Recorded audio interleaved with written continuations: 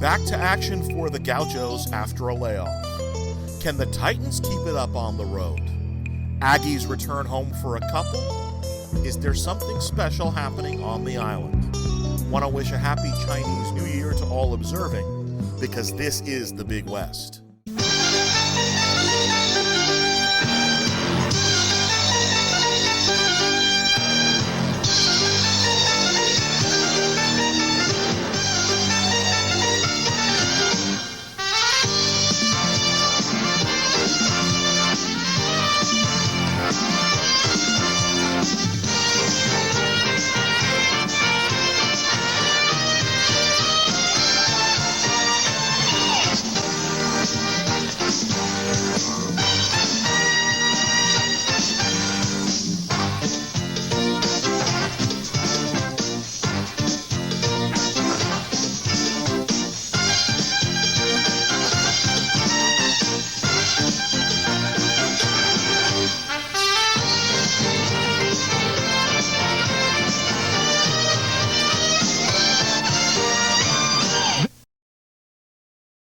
The Tuesday night special evokes memories of the old Big West days on ESPN's Big Monday, and this man, Carrick DeHart, who went for 26 against eventual national champion UNLV back in February of 1990 on two bad ankles, no less.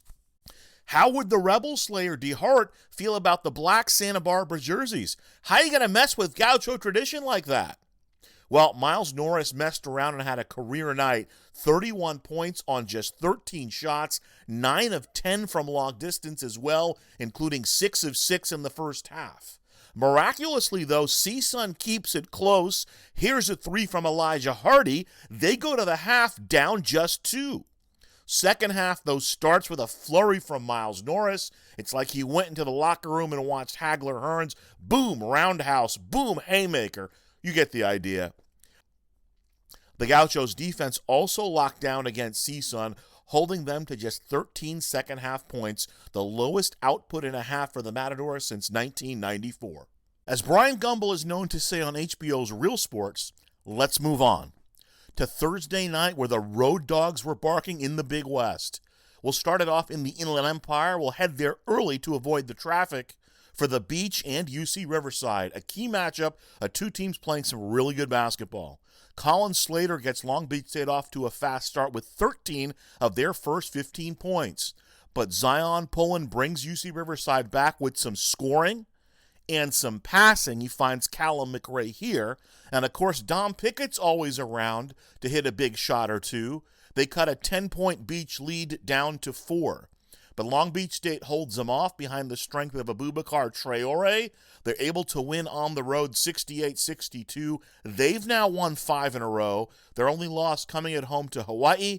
Riverside now 3-2 Big West play, losing for the first time since January 8th to UC Irvine. From the Inland Empire to the city of La Jolla.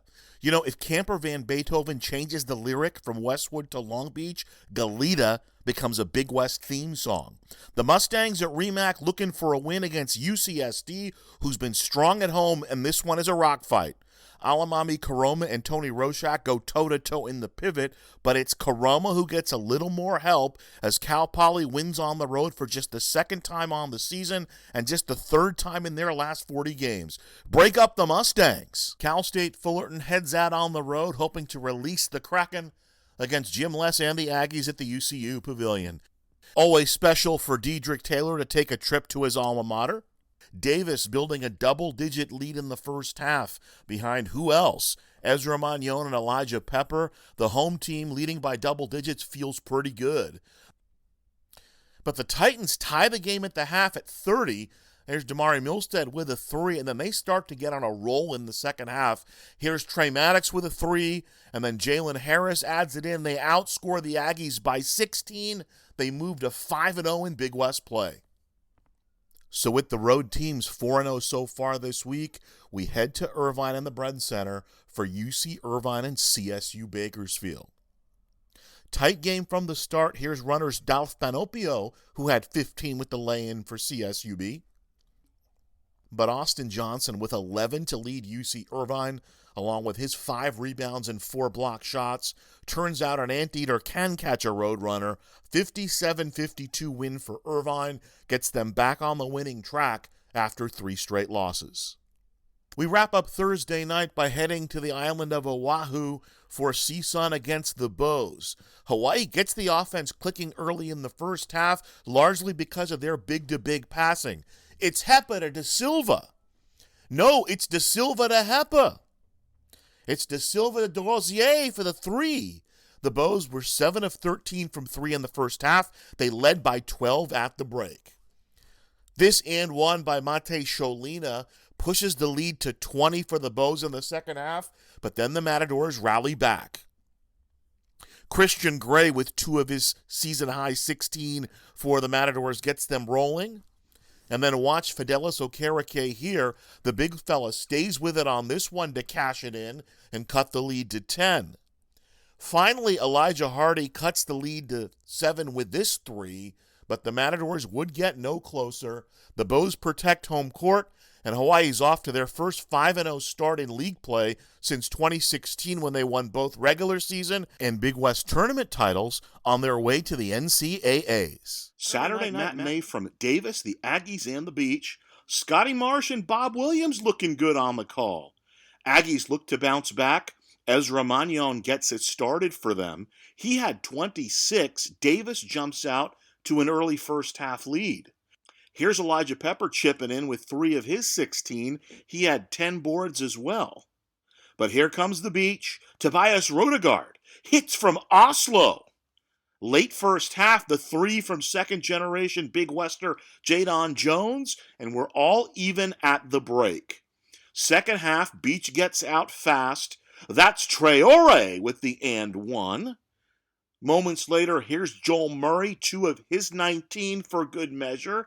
Beach leads by 10, but Davis gets it done on defense. Here's Pepper with the pilfer, and the lay-in on the other end. The Beach lead is down to 4. But Long Beach State wraps it up. Here's Romel Mansell from Slater for the jam. The Beach wins their 6th in a row by a score of 70-63. Next stop, La Jolla at REMAC for the Tritons and the Runners. After being held to 55 points by Cal Poly Thursday, home team off and running in the first half. Jake Killingsworth hits for 3 of his 14. It's Tritons by 8.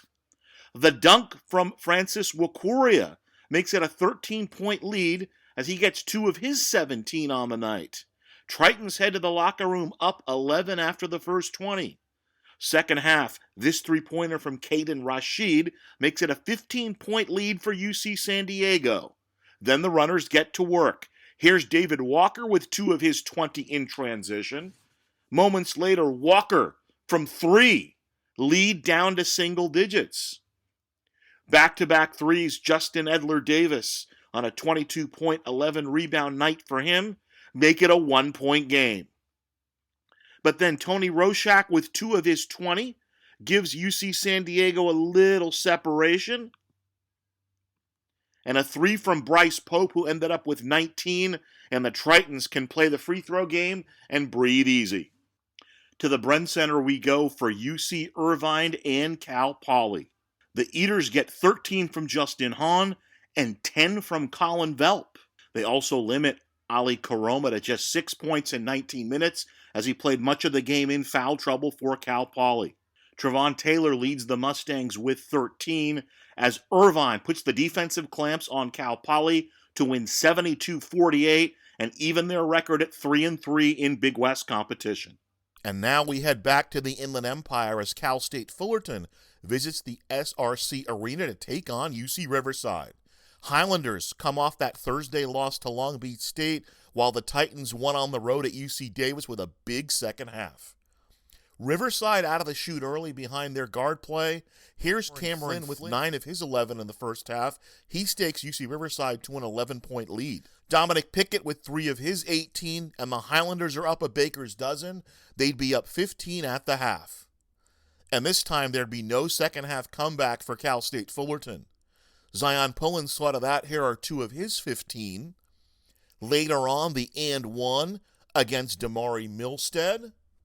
Not only did the Highlanders hold Milstead to 9 points, they forced him into 4 turnovers against just 1 assist. He entered the game with a 1.5 assist to turnover ratio. Jalen Harris did what he could, scoring 20 points, but UC Riverside handles their business, holding one of the league's top offenses to under 30% shooting in a 67-54 win.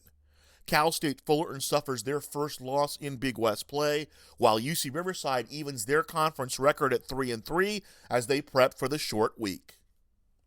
His name is Joe Pasternak. He is a basketball coach from Metairie, Louisiana. He has come to the island to play the Bows. He may be in for a little more than he bargained for. Smiles, everyone! Smiles! It's Hawaii and UC Santa Barbara from Simplify Arena at the Stan Sheriff Center. Extra rest for the Gauchos, who last played Tuesday, and they get off to the fast start. A.J. Mitchell with 2 of his 16 on the night. Ajari Sani gets into the paint for his 2, and then later on he has this assist to Amadou Sow for the dunk. 2 of Sow's 13, and Santa Barbara is rolling. They're up by 19 after about 9 minutes. Paul Hardcastle approves.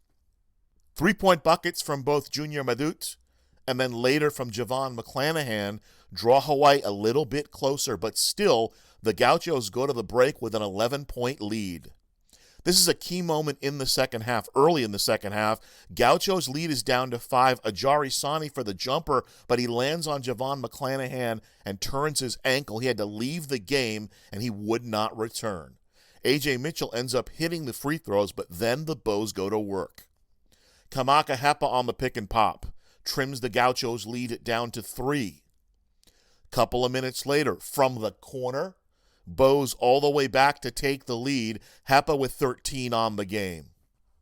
Cole Anderson, though, hits right back for UC Santa Barbara to keep it close. But Amoro Lado answers back for the home team, and the Bows are feeling it. Nearing 4 minutes to play, Miles Norris for Santa Barbara makes it a 2-point game. Flop warning issued to Hawaii. But it's Lado again, this time on the assist from Junior Madut. Another clutch 3 for the Bows. Noel Coleman running in transition with the layup makes it a 7-point lead for Hawaii. Even new football coach Timmy Chang's got to be impressed. Then it turns into a free throw game until this 3 for the Gauchos from A.J. Mitchell gets it back to a 1-point lead. But that was as close as they'd get. In the end, Hawaii holds on for the 65-62 win. The Bows begin their conference slate with 6 straight wins. They're now all alone in first place in the Big West. Goodbye, everybody. See you next week on This Week in Baseball. No, Mel. All due respect, we're talking basketball right now. One thing he did get right, we will see you next week on another edition of This is the Big West.